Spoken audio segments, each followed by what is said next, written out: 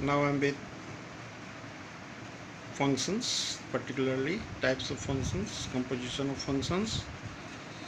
You have studied through PPT as well as some videos shared by me. Now watch again as a revision. If there is some difficulty, please ask. Thank you. Watch the video. Now in this video I have taken about function. Last video we have taken about relations. Now I'm just giving you about the function. What is a function? So function, in class 11 you have studied about the function and its graph. So function is a kind of relation. Actually every function is a relation. Just recall relation. A relation is a subset of A cross B, Cartesian product of A and B, so that function is also a subset of A cross B. Okay. Now in the relation, it is not necessary that domain of the relation should be a complete set A.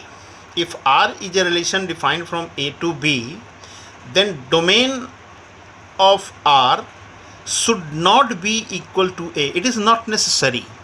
But in the case of function, if it becomes function, domain should be A only. Range is as usual. Range is a subset of codomain. Codomain is as usual B. Codomain is B. So what is function? If you go for the definition of function in terms of relation, so a relation F from A to B, set A to set B, A and B are the two sets. You first find out that A and B are the two sets, is said to be a function if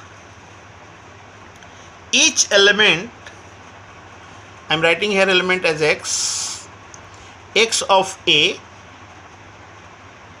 there is a unique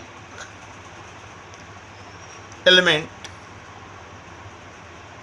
y in B such that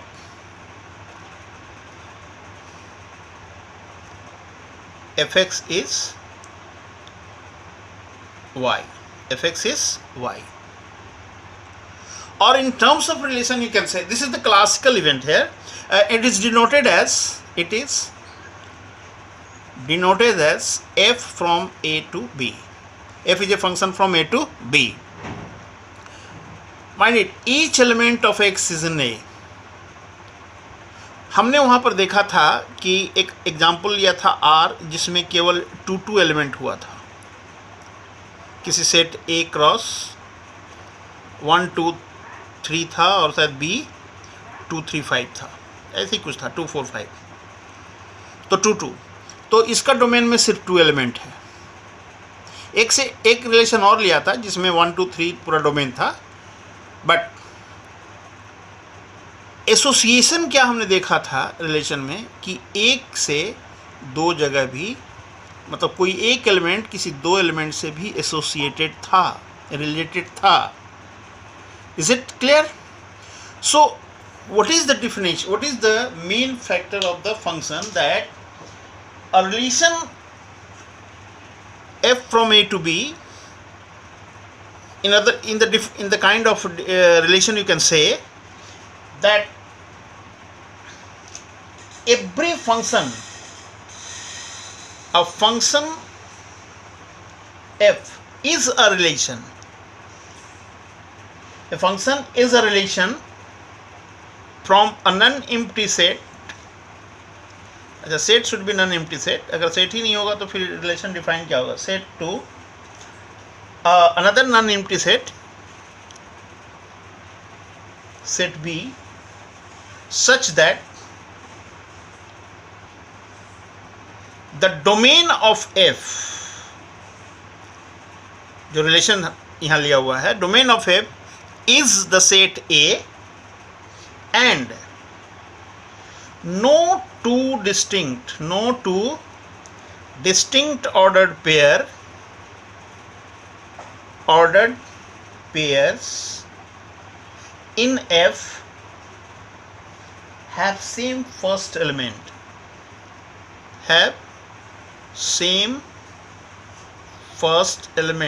As you know,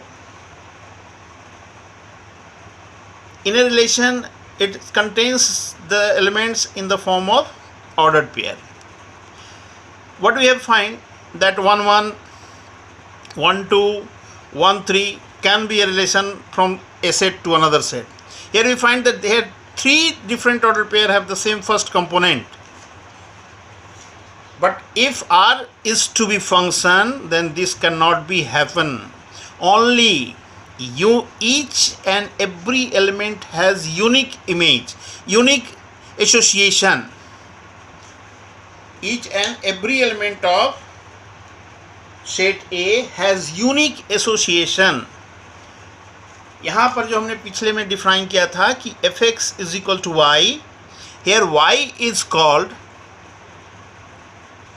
the image of x, and x is called a pre-image, यहाँ a pre-image of y. Image and pre-image is in context of function we are going to use, not in the context of relation. So what we see that each element of a set A का हर एक element, मान लो इसमें अगर A B C है तो इसका हर element इधर B के हर एलिमेंट से 1 2 3 अगर है एसोसिएटेड होना चाहिए. Is a kind of function.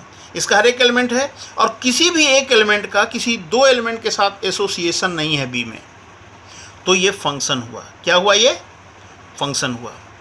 अगर कहीं ए 3 से भी एसोसिएटेड हो जाता तो ये फिर फंक्शन नहीं होता, यूनिकनेस वर्ड कट जाता. या जैसे कहा कि नो टू और डिस्टिंक्ट ऑर्डर पेयर है सेम, जैसे यहाँ A1 B2 एंड C2 हमारे फंक्शन जो है उसमें क्या एलिमेंट हुआ? A1 B2 and C2. Okay, there are three ordered pair, and all ordered pair have the different first component. Means each and every element of set A has unique image. अब यहाँ कह सकते हो B और C का एक image हुआ, लेकिन B का तो ये यूनिक हुआ ना एक. B तो केवल 2 से ही एसोसिएटेड है, C भी केवल एक 2 से एसोसिएटेड. ऐसा तो नहीं है कि B भी 2 से एसोसिएटेड है, C भी 2 से एसोसिएटेड. ओके, क्या A और B अलग अलग हैं? B और C अलग अलग हैं? क्या आपने ऐसा पाया कि A कहीं और मिल गया, B भी कहीं और मिल गया? जैसे B1 भी है, अगर B1 यहाँ हो जाता तो फिर यूनिकनेस ख़त्म हो जाता. B के दो एसोसिएशन रिलेशन हो जाते B में, सेट B में, तो इस केस में हम उसको फंक्शन नहीं कहते. That is the main difference. In case of relation, domain of relation, suppose हमने एक relation Cartesian product A cross B का हमने कोई एक सबसेट लिया हुआ है. It can be a relation, it can be a function. If you are going to take any subset of A cross B, Cartesian product of A cross B, then the subset can be a relation. First we say that it can be a relation, but when it becomes function, then first of thing that just see what is the domain of the relation. If the domain of relation becomes set A, then first condition fulfilled. Yes, okay. It is not proper subset. The domain of the relation becomes proper subset, then it clear cut a relation. But if it is set A, the domain of the relation or function, अभी फिलहाल हम लोग उसको relation कहते हैं. If it is set A, then the first condition is going to be fulfilled. Now it may become a function. When? Now we have to find that each element of the domain has unique association or not with the element of B. Means A has only one unique association with the element of B. B is also unique association with an element of B. C is also unique association with the element of B. Then this uniqueness gives that it becomes a function. Yes, it is a relation, but now it is a function. So we can say that every function is a relation. Every function is a relation, but every relation need not be a function. इसको आप लोग ध्यान से समझ लेंगे कि every function is a relation, but every relation need not be a function. Clear cut? This is the first one, and this is in class 11, a definition of. Now in relation as well as in function, we have a domain and we have a codomain, and range as usual. Range is a subset of codomain. It may be equal to codomain, but it should be a subset. First we say subset. Now if a function का जो domain है वो R या उसका कोई subset हो या उसका रेंज, देखिए fx is not a function. एक चीज आप हमेशा ध्यान रखिए, ये फंक्शन नहीं होता, नॉट ए फंक्शन. ये फंक्शन का वैल्यू है. फंक्शन तो f है. फंक्शन क्या है? फंक्शन f है. fx is not a function, fx is it's value. fx is its value. So when fx is a real number, means value of the function is a real number, or you can say that range. Value कहाँ है? Range. If range is a subset of R or R itself, मतलब set of real number, then the function is called real valued function. मतलब उसकी value real number आया. कोई ऐसा definition दिया कि चला कहीं से लेकिन उसकी वैल्यू आई रियल नंबर, तो उसको रियल वैल्यूड फंक्शन कहते हैं. बट अगर उसका डोमेन भी आर या उसका कोई सबसेट हो जाए, तब वो वैल्यूड वर्ड हटा देंगे, उसको सीधे कहेंगे रियल फंक्शन. ठीक है. और हमारा ज़्यादातर कंसंट्रेशन जो होगा फंक्शन का वो रियल फंक्शन पे होगा. क्लियर? अब हम लोगों ने क्या पढ़ा वहाँ पर? जैसे रिलेशन का डोमेन निकाला, वैसे फंक्शन का भी डोमेन, रेंज, एक क्लास 11 का पार्ट है. अभी जस्ट हम लोग रिकॉल करेंगे उसको. कि suppose that fx is mod x. You have to find out the domain. Okay. Domain find out करने के लिए आपको ज़्यादा कुछ मेहनत नहीं करना है. आप ये फाइंड आउट करो कि ये जो वैल्यू दिया हुआ है mod x, ये x के किन किन वैल्यूज़ पे डिफाइंड है. For what value of x we will get a definite value of mod x. Here we clear cut see that for all real values of x we get modulus of x. So its domain is R. Its domain is R. And what is its range? Range is the value, if we put the different values of x from the set of real numbers, what we will going to get as mod x. Clear cut, we know that mod x is nothing but greater than equal to 0. So value is all non-negative real number, 0 to infinity, and that is its range. That is its range. You know about the greatest integer function we have studied in class 11? Greatest integer function. Again the domain, every real value it is defined R. तो domain क्या हो गया? R. But the value of is nothing but integer. आप x में अगर 1.1 रखते हो, you will get 1. If it is 1.9, it is also 1. If it is 1, then it is also 1. If it is 2.1, it becomes 2. So the value of this is all integers. So range is becomes z. Range is become z. Now just try to find out one more thing. I am giving example that greatest integer function z, x लिख लेते हैं, x and minus x. Again I am going to tell you that domain is R. For each and every real values of R, you will get the definite value. So domain is R here. What is its range? Try to find out range. I am just taking example to getting it. As you know that x, this function is going to be an integer, whatever x may be. Suppose I am going to let x is equal to 1.1. This is 1 and this is 1.1. So what we have? This is. Okay or not? Minus. If x is 2, then what is it? 2 minus 2, that is 0. If x is minus 1.9, minus 1.9 means it is 2 minus 2 and this becomes plus 1.9. So again minus 0.1. So what do you find? You will take different type of values. You will get the value is, जो value है वो किसी भी हालत में -1 तक नहीं पहुंच रहा है. -1, 2 and close to 0. 0 से लेके -1 के पहले तक. और अगर यही चीज बदल जाए, ऐसा हो जाए, तो क्या आएगा? वो 0 से 1 के पहले तक आएगा वैल्यू. कुछ भी लेके देख लीजिए आप. जैसे आपने 2.3 लिया था, 2.3 माइनस 2.3 का ग्रेटेस्ट यानी 2. 2.3 माइनस 2 दैट इज 0.3. अगर हमने 1.9 ले लिया तो 1.9 minus greatest function 1.9 that is 1. 1.9 minus 1 that is 0.9. और अगर इंटीजर ले लिया 2 minus 2 it become 0. So this is the range. This is the range. In all the cases, the domain is R here. Domain is R here. Now just change the function. Definition को आप change कर दो. अब function कर दो ऐसे. अभी इसका डोमेन R है, अभी इसका डोमेन R है. अब इस केस में डोमेन थोड़ा बदलेगा.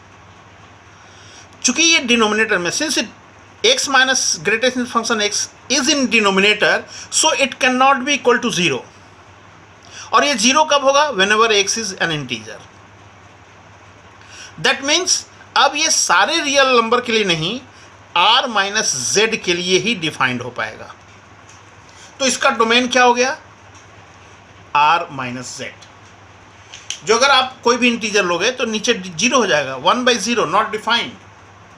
So we have to remove all integers from our domain from here. So R में से सारे इंटीजर को माइनस कर लीजिए, बाकी सब हो जाएंगे. इस केस की बात कर रहा हूँ. इस केस में भी वही बात होगी, भाई 0 नहीं होना चाहिए. अब इसी चीज़ को थोड़ा सा और चेंज करते हैं. जैसे पहले वाले केस में इसमें भी वही डोमेन होगा. अब इसको अगर मैं ऐसे लिख दूं, रूट लगा दिया. अब as you know that the value of this is either 0 और लेस देन 0, मतलब निगेटिव नंबर है. तो negative of complex number is not defined here. So for any real value of x the whole function is not going to be defined. So this is not a function even. ये function ही नहीं हुआ, इसका कोई domain ही निकला. Domain should be non empty. Domain should be non empty. तो इसका कोई डोमेन नहीं निकला, और जब डोमेन नहीं निकला तो इसके रेंज निकालने का कोई मतलब ही नहीं है ना? ठीक ना? और इस केस में डोमेन भी निकाला हमने, रेंज भी निकाला. इसका एक पर्टिकुलर नाम है partial part fraction. Partial part fraction function दिया हुआ है ना, वो आपको सभी बुक में नहीं मिलेगा, कुछ रेफरेंस बुक में मिलेगा, एनसीईआरटी में तो नहीं है. वन मोर थिंग, क्लास 11 में आपने इसको ग्रेटेस्ट फंक्शन, ये list function, list integer function भी होता है, जस्ट उसका उल्टा. इसमें था कि x की जो वैल्यू है उससे छोटा जितने सारे इंटीजर में वो जो बड़ा हो, और लिस्ट में होगा कि इस x या x से बड़ा जितने भी इंटीजर में सबसे जो छोटा है उसको लिस्ट कहेंगे. एक्चुअली उसको हम लोग फ्लोर फंक्शन भी कहते हैं, नीचे से मतलब सॉरी सीलिंग फंक्शन भी कहते हैं. उस केस में अगर x हमारा 1.1 है तो इसकी वैल्यू जो है वो 2 हो जाएगा लिस्ट में, क्योंकि 1.1 से बड़ा जो इंटीजर शुरू होता है 2, 3, 4, 5, 6 है, उसमें से सबसे छोटा 2 हो गया. ठीक है ना? तो ये सब चीज़ें पढ़ने की है, समझने की है. देखने की है। ये सब क्लास 11 की बात थी। Now we are moving to, function हमने समझ लिया। फंक्शन का डोमेन और रेंज निकालने के जो भी तरीके हों, हमें सबसे पहले डोमेन निकालने के लिए यही देखना है कि whatever the definition of function is given, we have to find all those values of X, जो वेरिएबल एक्स है तो वह X for which the expression is defined. जैसे पोलिनोमियल ले लिया, polynomial function is defined for every real function. Modulus ले लिया, modulus function is defined for every real function. Whatever X square ले लिया, F X is equal to X square defined for F X is equal to X, you know identity function.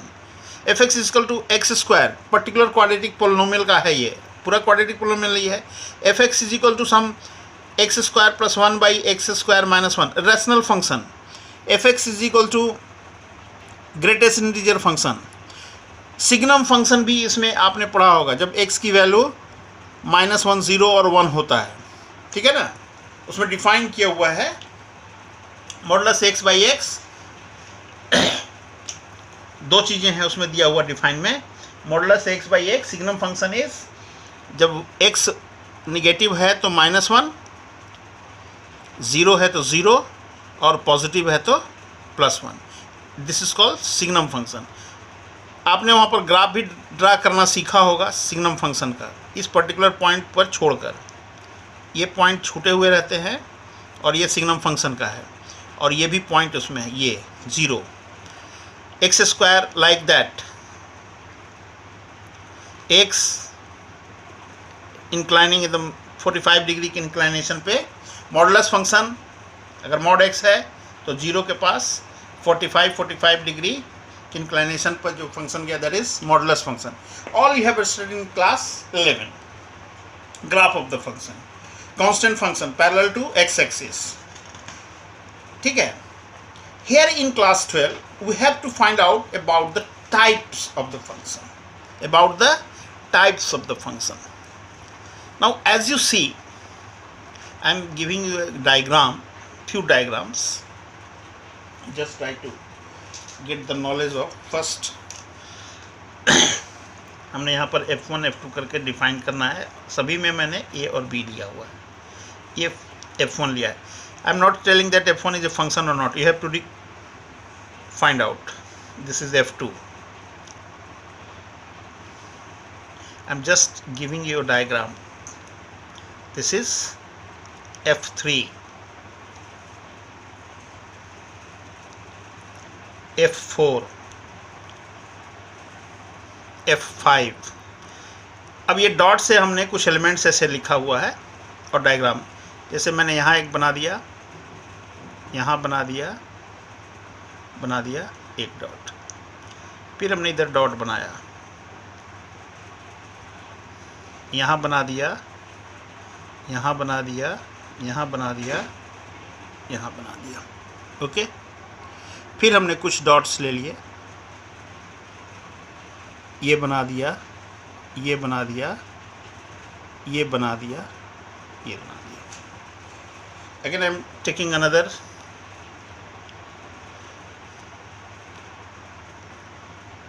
ये हमने लिया, ये लिया, ये लिया, ये लिया, फिर हमने ऐसा ही कुछ किया, ये लिया, ये लिया, ये लिया, ये ले लिया। एक और ले लेते हैं, यहाँ तक हम लोग F5 में थे ना, A to B। एक और ले लेते हैं, चलिए लिया,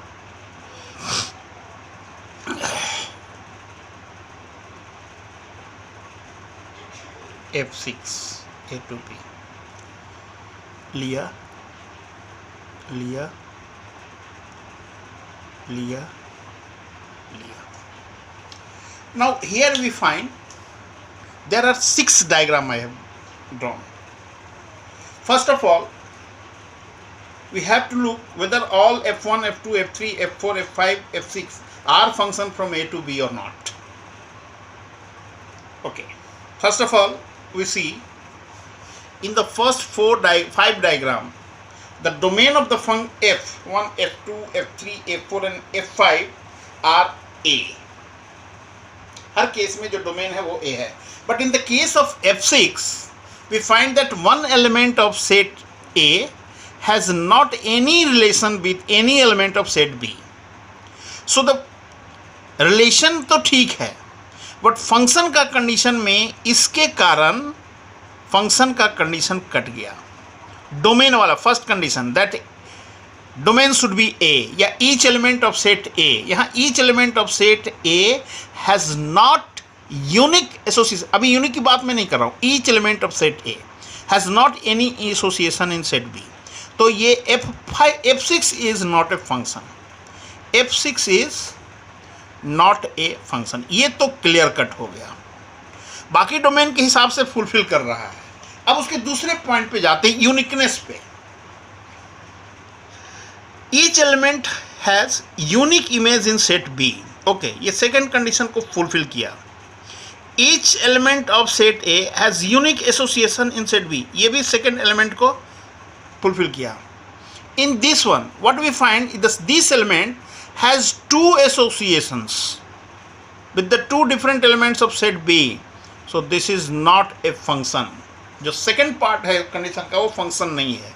यहाँ पर क्या देखा हमने, हर एलिमेंट का अपना अलग अलग association. Okay, it's a function. Her element का इसका ये एसोसिएशन है, इसका भी एक ही है, इसका भी एक ही है, इसका भी एक ही है, तो ये भी function. So what we find that this is also not a function. Not a function. So these two are peculiar type of relation. एकदम पर्टिकुलर रिलेशन है, फंक्शन हो ही नहीं सकता, होगा ही नहीं. तो अब बचता है हमारे पास 4 केस, है ना. तो 4 केस में जो बचता है उस पर हम लोग बात करते हैं कि हमारे पास what are the types of the functions. तो देखिए, एक डोमेन के हिसाब से 2 तरह के फंक्शन होते हैं. There are 2 types. और कोडोमेन के हिसाब से भी देयर आर 2 टाइप्स. अभी मैं बता दे रहा हूं. मेनी वन और 1-1 ये डोमेन के हिसाब से है. और इनटू ऑनटू ये कोडोमेन के हिसाब से है. जब we are going to just find the types of function, तो we have 2 types of function with respect to domain. When we see the domain, we can find that this is this type of function and this is this type of function. When we see codomain, we find another 2 types of function. So in as a whole, we can find the 4 different types of functions. Many one into, many one onto, 1-1 into, 1-1 onto. These are the 4 types. So what they say, what many one and 1-1, as the word suggests, you can find. जब पहले तो function होना चाहिए. जब domain का कई element किसी एक के साथ एसोसिएटेड हो जाए, मतलब एक से ज़्यादा, as you see in this case, this 2 are associated with 1 element of, तो many with 1, so this is called many one. ये हमारा जो फंक्शन हो गया वो क्या हो गया, मेनी वन. अगेन इसमें भी पा रहे हैं 2 एक के साथ, तो ये भी क्या हो गया हमारा, मेनी 1. और इन दोनों में देखो 1 का 1 के साथ एक एक है, तो ये दोनों हमारे हो गए 1-1. ये भी और ये भी. Clear cut. जब डोमेन के if 2 or more elements of domain A has unique association in the set B, we can say that function is many one. If each element of A has this unique and distinct image in B, then we can say 1-1. जब 1-1 होता है तो इसका नाम होता है injective. Injective. The function is said to be injective. Many one का नहीं है, 1-1 का है. क्या है, injective. Is it clear. Many to 1 domain के एक से ज़्यादा एलिमेंट को डोमेन के किसी एक एलिमेंट से एसोसिएशन हो. 1-1 डोमेन का हर एक एलिमेंट का अकेला यूनिक एसोसिएशन हो. और इस 1-1 को हम लोग इंजेक्टिव भी कहते हैं. 1-1 को क्या कहते हैं, इंजेक्टिव भी कहते हैं. नाउ कम टू द, अभी जैसे कहा कि कोडोमेन से भी 2 है, तो क्या कहेंगे, when range becomes codomain. Simple सी बात. अब इन दोनों को बिटा देता हूं यहां से थोड़ा सा.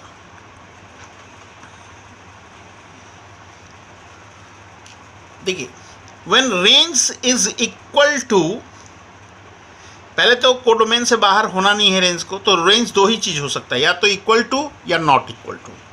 If range is equal to codomain then function is onto टू, और इसको सर्जेक्टिव भी कहते हैं, सर्जेक्शन फंक्शन हो गया सर्जेक्टिव. ठीक है.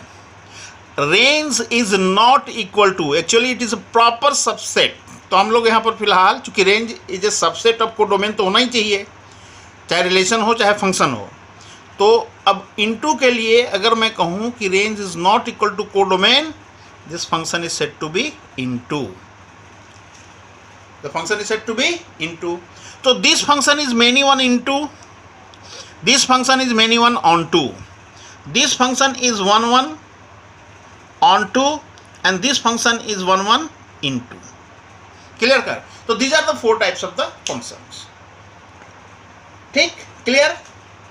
And when the function is both one one and onto, यानी both injective and surjective, that is in this case it is called bijective. It is called bijective. जब दोनों चीज हो जाएं तो क्या कहलाएगा function? Bijective. Bijective means function is invertible.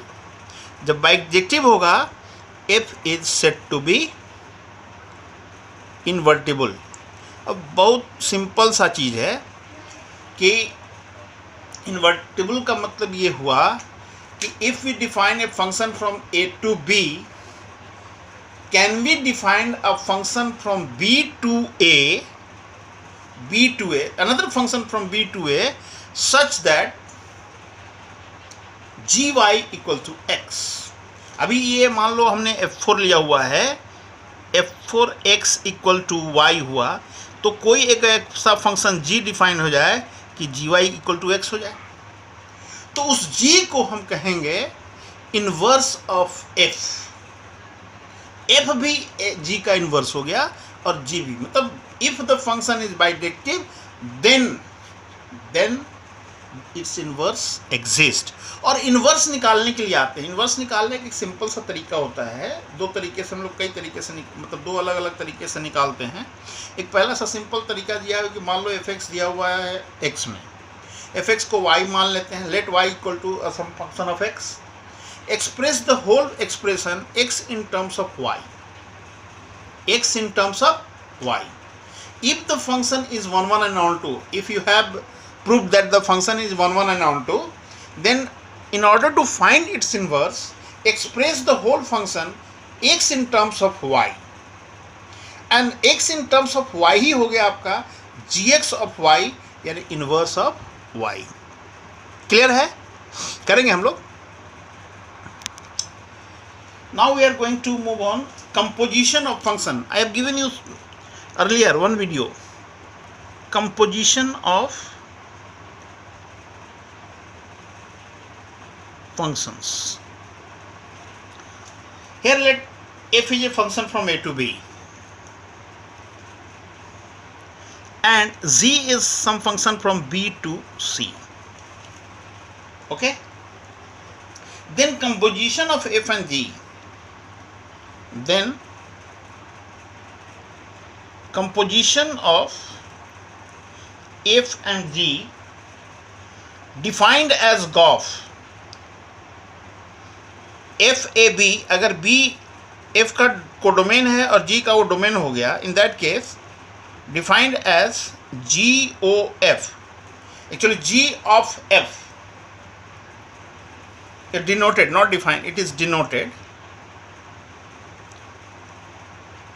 Composition of f and g defined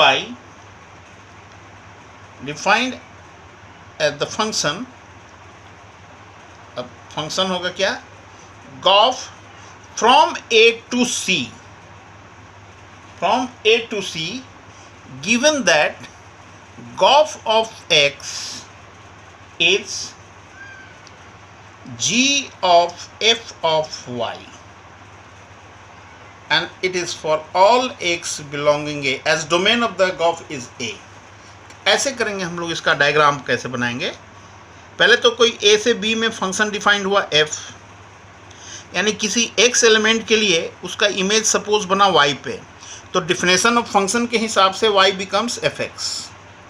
अब एक कोई फंक्शन b से c की ओर डिफाइंड है and that is as g। अब मान लो y एलिमेंट है b का, तो b का g के थ्रू कोई एलिमेंट इमेज बना y का z पे, तो z can be written as z is equal to g of y। Okay, z is equal to g of y, y is what, g of fx। So ये हो गया gof x। तो gof x तो यहाँ से है, यानी भाया b x का इमेज बना z पे, x का इमेज बना z पे, और वो कहलाया Gauff of x। Is it? तो अब सिंपल सी बात है कि किसी भी कंपोजिशन ऑफ टू फंक्शन अगर हमें गॉफ डिफाइन करनी है या फॉग डिफाइन करनी है, तो व्हाट वी सी, यहाँ पर हमने क्या डिफाइन किया है, गॉफ। तो range of f must be a subset of domain of z, must be a subset of domain of z। तो gof to be defined, gof कब डिफाइंड होगा, जब range of f be a subset of domain of z, otherwise not। भाई g को b से शुरू होना है, b उसका डोमेन है, और f का रेंज जो है b में गिरना है। अगर f का रेंज b में ना गिरे तो फिर x भाया b होते हुए c पे कोई इमेज बना ही नहीं पाएगा। सो द वेरी थिंग कि आप ऐसे समझ लो कि अगर गॉफ या फॉग लिखा हुआ हो तो बाद वाले का जो रेंज है, मतलब गॉफ में फॉग है f बाद हुआ, तो range of f must be a subset of domain of z। तो what you can say that in our case, can you define fog? fog क्या यहाँ डिफाइन होगा? ओके, fog डिफाइन कब होगा, जब रेंज ऑफ g कहाँ मिल रहा है, c में, be a subset of domain of f। domain of f क्या है, a। are we able to say that the set c इसका कोई भी सबसेट अगर रेंज बना हुआ है, क्या वो a का सबसेट हो सकता है? are we able to say? No, we are not able to say here. We cannot correlate any relation between C and A here. So we are not able to find fog. To be sure that whatever, if fog should be defined, then certainly range of G must be the subset of domain of F. ये clear cut चीज है। तो आपको किसी भी composition of two functions को defined होने के लिए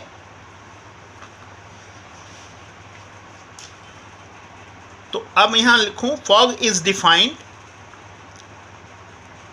only if range of z बाद वाला is a subset of domain of f, vice versa।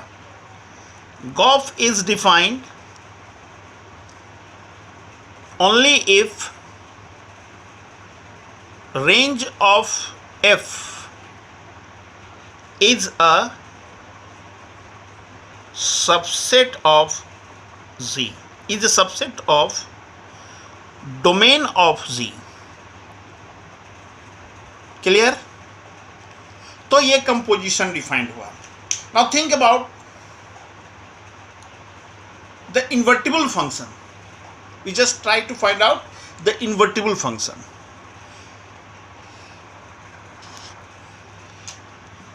अब हमने जैसे हमने वो जो लिया था 1 1 and 2, क्या था,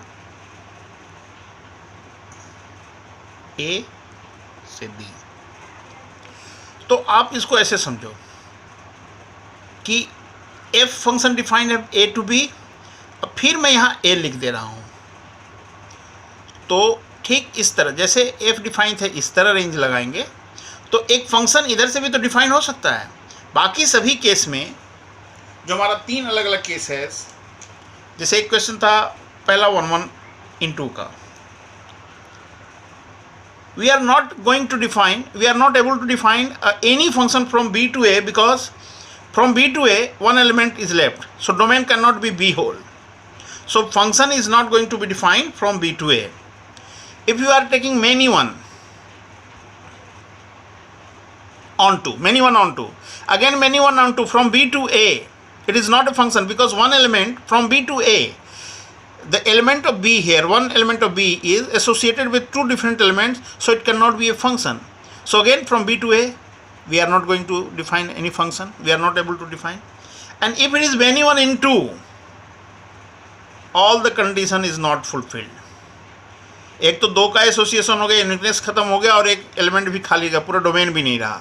तो पहले तीन केस में जहाँ वन वन इंटू हो, मैनी वन इंटू हो, मैनी वन ऑन टू हो, हम बी टू ए कोई फंक्शन डिफाइन नहीं कर पाते हैं. That's why it is not going to be invertible. But in this case where the function is one one and onto, we are able to define another function from B to A g. वही जो मान लो यहाँ पर अगर ये x1, x2, x3, x4 हुआ, और इसको मान लो हमने a b c ले लिया d, तो ये a चला जाएगा फिर वापस x2 पे, b चला जाएगा, सॉरी x1 पे, b चला जाएगा x2 पे, ये चला जाएगा x3 पे, और ये चला जाएगा x4 पे. तो देखिए इस केस में आप फॉग भी डिफाइन कर सकते हो और गॉफ भी डिफाइन कर सकते हो. कैसे? जैसे हमने पहले लिख दिया g, b to a, जी, और a टू b तो हमारा a है ही, f है ही. तो यहाँ पर हमारा फॉग डिफाइन होगा और यहाँ पर हमारा गॉफ डिफाइन होगा. ठीक. अब क्या होगा? गॉफ के थ्रू x1 का इमेज x1 पे, x2 का इमेज x2 पे, x3 का इमेज x3 पे, x4 का इमेज x4 पे. माने जो एलिमेंट है वो खुद पे इमेज बन रहा है. तो आपने क्लास 11 में पढ़ा कि अगर f(x) = x हो तो उसको आइडेंटिटी फंक्शन कहते हैं. तो यहाँ हमने क्या पाया? Gauff of x is x. Gauff of x is x. तो certainly it's an identity function. Okay. यहाँ भी वही चीज़ कर रहे हैं. b को मान लो हमने a b c d लिया. a का एसोसिएशन x1 से चुकी, b का x2 से, c का x3 से, और d का x4 से. तो ठीक x1 का फिर वापस a पे आया, b पे आया, c पे आया, डी पे आया. तो क्या देखा हमने? ए का ए से, बी का बी से. तो यहाँ भी हम फॉग देख रहे हैं. फॉग एक्स भी एलिमेंट ऑफ बी, सर्टेनली वो एक से मिल रहा है, जिसका एलिमेंट है वो खुद पे ही इमेज बना रहा है. तो again it's an identity function. Again it's an identity function. But what identity? This identity function has its domain A and this identity function has its domain B. So Goff and Fogg both have identity but different domain. So if you are able to prove that there is two function f and g such that their Goff and Fogg both are identity with different domains, whatever the domains and codomains are defined in that case, then we say that both are invertible, or f inverse can be written as z or g inverse can be written as f. Is it clear? And I have given you already composite function पर एक video हमने शायद आपको दिया हुआ है पहले से. अब देख लेना किसी शुरुआत के वीडियो में किसी में. क्लियर हो गया? एक चीज़ और देख लीजिए आप कि मान लो कोई फंक्शन है f from a to b और g फंक्शन है b to c and both are 1 1. Both are 1 1. तो गॉफ जो है from a to c function होगा, ये भी ऑन 1 होगा. अब देखिए वर्किंग रूल है किसी भी फंक्शन को 1 1 दिखाने का. आप क्या कीजिए कि fx1 = fx2 लीजिए. This are images. x1 और x2 का ये इमेज है. हमने दोनों को इक्वल ले लिया और आपको प्रूव कर देना है कि तब इसका एलिमेंट भी x1 = x2 हो गया. ये दोनों भी इक्वल हैं. We can say that f is 1 1. कभी कभी आप ऐसा भी ले सकते हैं इधर से, जब डोमेन के तरफ से लेंगे तो दो अलग अलग एलिमेंट लीजिए और तब यहाँ दिखा दीजिए कि इनका दोनों का इमेज भी अलग अलग है. आपको बताऊंगा कि ऐसा क्यों नहीं हम कर सकते कि सर इक्वल लेकर अगर हम इक्वल दिखा दें. ऐसा पॉसिबल कुछ केसेस में नहीं होता. fx = अगर आप x² लोगे तो हमने -1 इज नॉट इक्वल टू 1 लिया. ठीक है, क्या हो गया यहाँ पर? -1 का स्क्वायर भी 1 और 1 का स्क्वायर भी 1. तो ये तो खैर क्लियर कट 1 1 है भी नहीं, फंक्शन 1 1 है भी नहीं। दो अलग अलग इमेज का -1 और 1 का सेम इमेज आ रहा है। उधर से लेने में समटाइम्स हमें नुकसान होता है, इधर से लेने में हमें समटाइम्स नुकसान होता है। ये दो अलग अलग तरीके हैं। ज़्यादातर हम लोग इसको यूज़ करते हैं, हम लोग इमेज को इक्वल करते हैं, दो अलग अलग इमेज को इक्वल करके सेम उसका प्री इमेज दिखा देते हैं। हमने पिछली बार डिफिनेशन में लिखा था कि y is the image of x of the function, हाँ, y is the image of x and x is a pre image of, मतलब प्री इमेज कई हो सकते हैं। जैसे मेनी वन के केस में इमेज तो हर का एक है, बट एक इमेज का कई प्री इमेजेस हो सकता है, ठीक है ना। तो चलिए वापस आते हैं कि हमें गॉफ को दिखाना है 1 1। तो गॉफ को 1 1 दिखाना है तो हमने क्या लिया, दो अलग अलग इमेज ले लिया, ठीक है ना, गॉफ के थ्रू।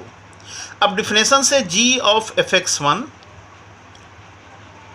g ऑफ fx2, अच्छा क्या करा, g इज 1 1। तो अगर g 1 1 है तो g x1 और x2 लेने पे हमें x1 इक्वल टू x2 होना चाहिए। तो g of x1 is equal to g of x2, certainly since g is 1 1, तो इसका जो x1 y1 है वो बराबर होगा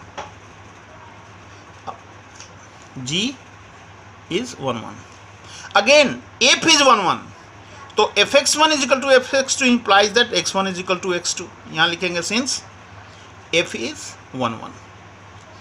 अब gof of x1 is equal to gof of x2 से अगर हम ये पहुंच जाएं कि x1 is equal to x2, simply कह सकते हैं गॉफ इज 1 1। क्लियर। उसी तरह इसमें दिखाएगा एक और। अब इसका उल्टा जरूरी नहीं है कि अगर gof from a to c 1 1 हो तो both f and g should not be 1 1। दोनों में से दोनों के दोनों 1 1 होंगे, ये ज़रूरी नहीं है। इसके लिए आप एग्जाम्पल नंबर जो है 20 देख लीजिएगा, एनसीईआरटी का 14 पेज नंबर 14 में। वो counter example you have to give कि that we have taken gof as 1 1 but find that both are not 1 1। One is 1 1 and another one is not 1 1. And the same, अगर f and z both onto, do you think gof is also onto? Yes, it is. ये होगा। f और g अगर onto हैं तो उनका composition भी onto होगा, ठीक है ना।